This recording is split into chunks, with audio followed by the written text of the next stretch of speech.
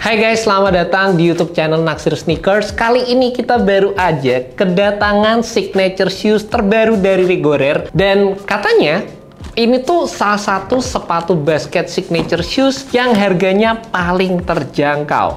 Signature shoes terbaru dari Brandon Podsiemski yang jujur aja sebenarnya gue nggak terlalu familiar gitu. Gue belum terlalu ngikutin nonton dia di NBA. Setahu gue emang akhir-akhir ini namanya tuh lagi melejit banget. Karena ya Golden State Warrior juga lagi naik juga menurut gue. Abis ngedapetin Jimmy Butler, terus menang beberapa game secara beruntun, dan pastinya juga banyak banget fans dari Warriors di Indonesia. Tim yang emang bisa dibilang masih relevan lah, dan bakalan relevan terus selama masih ada Steph Curry, masih ada Draymond Green, terus masih dilatih sama Steve Kerr juga, dan emang seru aja nontonnya secara keseluruhan. Dan menurut gue beberapa kali udah ngebahas sepatu dari Rigorer, gue ngerasa strategi yang dipakai itu selalu tepat loh. Di beberapa tahun lalu kita tahu mereka nge-sign Austin Reeves, salah satu pemain yang dulunya six man, sekarang jadi starter, rising star juga. Sekarang di tahun ini banyak yang bilang dia itu third option terbaik di NBA, dan nggak bisa dipungkiri market LA itu bikin nama brand dari Rigorer sendiri juga naik. Makanya sekarang mungkin dia berharap sesuatu yang sama dari Brandon Podsiemski, di mana sekarang main di Warriors, marketnya gede, lama-kelamaan bakal jadi salah satu pemain yang bisa ngangkat brand Rigorer juga. Gue happy banget sih, strategi yang menurut gue sangat-sangat oke. Tapi yang cukup menarik untuk sepatu ini, harganya itu dijual dengan harga 90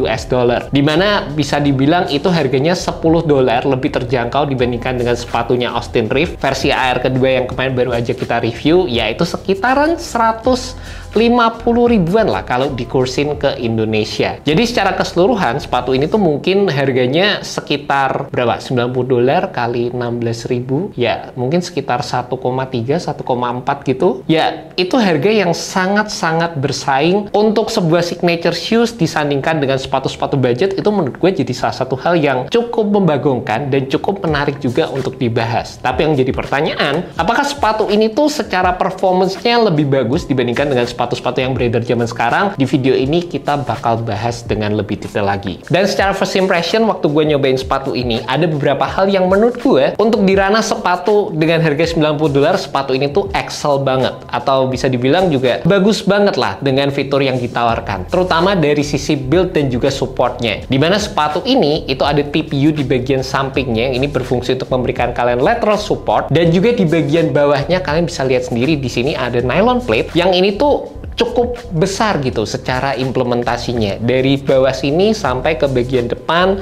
ada sedikit menjalar ke bagian samping sepatunya juga. Fitur-fitur kayak gini itu jarang banget ditemukan untuk sepatu dengan harga segini guys. Selain itu yang menurut gua menonjol dari sepatu ini pastinya adalah dari sisi desain yang ditawarkan. Ngelihat sepatu ini dibandingkan dengan beberapa sepatu budget lainnya, menurut gua tuh ya kalian tahu sendiri lah, desain-desain dari sepatu budget tuh biasanya kayak simple gitu, one layering material, nggak terlalu aneh-aneh. Ini Rigorer kelihatan cukup effort sih, terutama dengan adanya bagian sampingnya ini. Pastinya sekali lagi TPU yang ditawarkan ini by the way independen juga ya, jadi semakin kenceng kalian ngikat talinya semakin berasa mantap. Selain itu dari sisi midsole-nya, lekuk-lekukannya ini masih kelihatan cukup garang lah kalau gue ngerasa secara first impression. Detail-detail yang ditawarkan masih terbilang cukup asik, terutama di bagian samping. Di sini ada logonya Rigorer, di bagian belakang sama di area depan ada logonya Brandon, ada nomor punggungnya juga, ada tanda tangannya di bagian samping, dan secara keseluruhan tuh masih kelihatan kayak sepatu signature gitu. Masih layak lah disebut sepatu basket signature. Juga pastinya secara colorway dengan pemilihan warna hot pink seperti ini, colorway yang dikasih nama Kaleidoscope, buat gue juga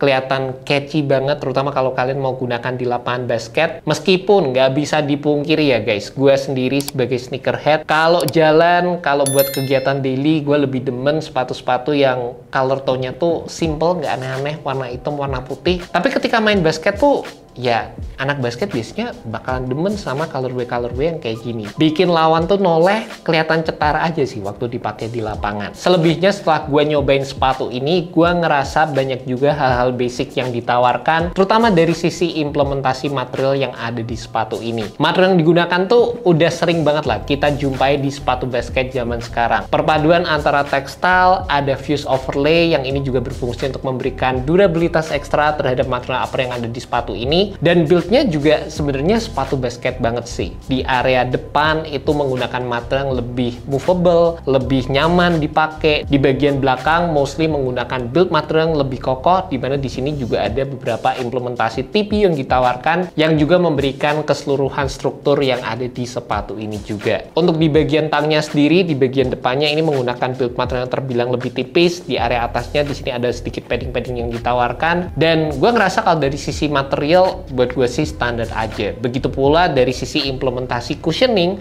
yang ada di sepatu ini. Cara first impression waktu gue baca detailing sepatunya, sepatu ini tuh menggunakan Showtime foam, di mana di area depan ini diimplementasikan juga penggunaan eTPU atau supercritical foam yang memiliki rebound rate sampai 70%. Kalau kita ngomongin secara statistik, rebound rate 70% itu sebenarnya berasa wow banget. Tapi sewaktu gue pakai sepatu ini, rasanya secara cushion lebih cocok buat kalian yang mengutamakan kestabilan. Berasa agak firm juga sewaktu pertama kali gue nyobain sepatu ini, dan rasa-rasanya secara foam compoundnya itu bakalan lebih oke seiring kalian makin sering menggunakan sepatu ini juga. Padahal kalau ditekan di bagian foamnya berasa kayak cukup airy, cukup soft juga. Tapi nggak tahu kenapa sih, waktu dipakai kayak ya agak firm aja gitu. Pengalaman gue pakai sepatu ini pertama kali, gue juga ngerasa dari sisi build-nya ada beberapa bagian yang menurut gue tuh sangat-sangat membutuhkan break-in time. Sepatu ini tuh rasanya ada beberapa bagian yang cukup kaku gitu feel-nya. Entah waktu dipakai ngeflex, di sini tuh ada bagian yang berasa pinching, di area sini juga sama. Terutama di bagian TPU samping ini, gue rasa harus adjust dari sisi lacing-nya sih, supaya nggak terlalu pinching waktu dipakai. Dan plat yang di bagian bawah ini juga menurut gue sih kelihatan agresif banget dan kaku waktu pertama kali gue pakai. Dimana dengan adanya feel kaku tadi, meskipun gue juga tahu ini berfungsi untuk memberikan support ekstra, bisa ngasih snappy feeling juga, tapi sekali lagi guys, waktu pertama kali gue pakai sepatu ini rasanya tuh agak kaku,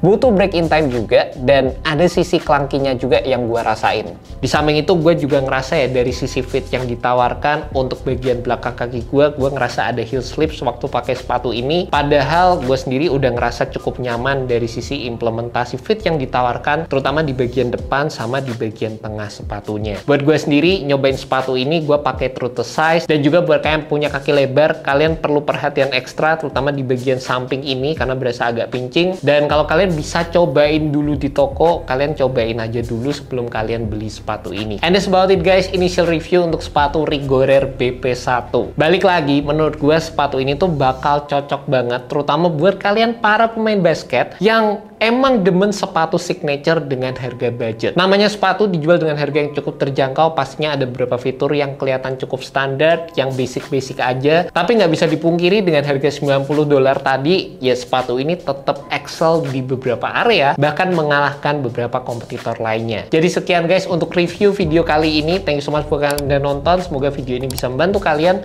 dalam menemukan sepatu basket yang cocok. Alright guys, peace. By the way, megang kayak gini, sepatunya berasa lumayan berat bagian bawahnya juga sih. Baru nyadar pegang kayak gini.